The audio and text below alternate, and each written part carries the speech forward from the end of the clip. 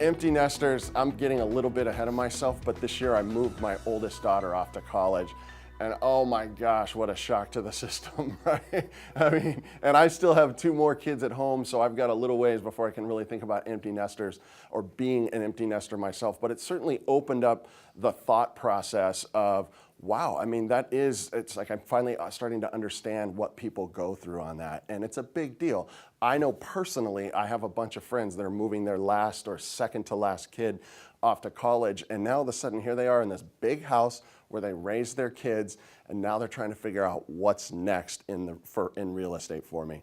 And these are complicated questions, and they're emotional, and there's financial questions that need to be answered related to those.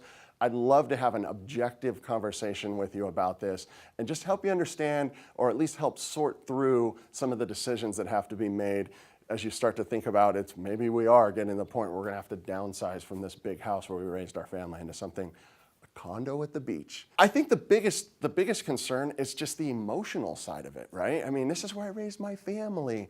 But now all of a sudden, yes, you raised your family there, but now you're maybe starting to look towards retirement, right? And this house that you've lived in forever is likely to be, or at least the equity that you've built in that house, is likely to become a really important part of your retirement plan.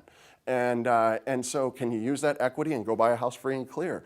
Are you going to use it and just get the right mortgage so that you're not strapped in retirement?